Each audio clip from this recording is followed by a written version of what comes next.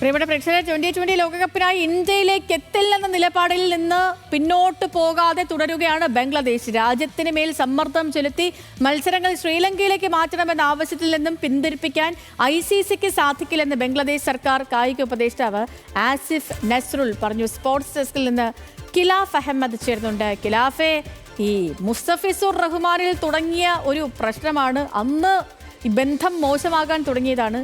ഇനിയിപ്പോൾ ഈ പ്രശ്നങ്ങളൊക്കെ സമീപകാലത്തെങ്ങാനും അവസാനിക്കാൻ എന്തെങ്കിലും സാധ്യതയുണ്ടോ? ഈ പ്രശ്നങ്ങൾ കൂടുതൽ വഷളാവുകയാണല്ലേ?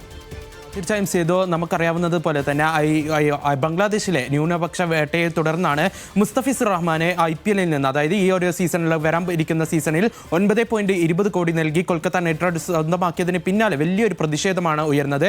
അതിൽ ഷാറുഖ് ഖാൻ അടക്കമുള്ള ഉടമസ്ഥർക്ക് വലിയൊരു പ്രതിഷേധം നേരിടേണ്ടി വന്നു. ഇതിന് പിന്നാലെയാണ് താരത്തെ ഒഴിവാക്കാൻ BCCI നിർദ്ദേശം നൽകിയത്. ഇതിന് പിന്നാലെയാണ് ബംഗ്ലാദേശ് 2020 ലോകകപ്പിനായി ഇന്ത്യയിലേക്ക് താരങ്ങളെ അയച്ചാൽ ആ താരങ്ങൾ ഇവിടെ സുരക്ഷിതമാവില്ല എന്ന നിലപാടിലെത്തിയ, കൂടാതെ അവർ തന്നെ ബംഗ്ലാദേശ് ക്രിക്കറ്റ് ബോർഡ് തന്നെ വേദി മാറ്റണമെന്ന ആവശ്യമുന്നയിച്ചു. ഇതിൽ നിന്ന് പിന്തിരിയാതെ നിന്ന ബംഗ്ലാദേശിനായിട്ട് ഒരു ചർച്ചയ്ക്കായി കഴിഞ്ഞ ദിവസം ICCയുടെ പ്രതിനിധികൾ ധാക്കയിലെത്തുകയും അവരുമായി ചർച്ചയിലൊക്കെ നടന്നിരുന്നു. എന്നാൽ ഈ ഒരു ചർച്ചയിലും ഒരു പോസിറ്റീവായിട്ടുള്ള ഒരു നടക്കാത്തത് കൂടെയാണ് ഈ ഒരു അന്ത്യശാസനം ICC നൽകിയത്.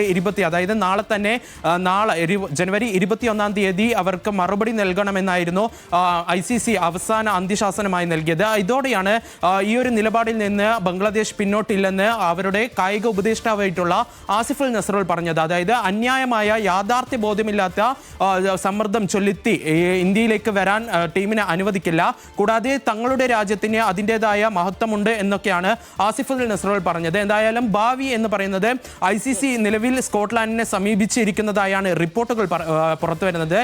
ബംഗ്ലാദേശ് കളിക്കാൻ വിസമ്മതിച്ചാൽ സ്കോട്ട്ലാൻഡിനെ പകരം ഉൾപ്പെടുത്തും. കൂടാതെ ഇത് ഇന്ത്യയിൽ തന്നെ വേദിയായി തന്നെ പോകാനാണ് സാധ്യത. കഴിഞ്ഞ ദിവസം ബംഗ്ലാദേശ് അയർലാൻഡുമായിട്ടുള്ള ഒരു ചർച്ച നടത്തിയിരുന്നു.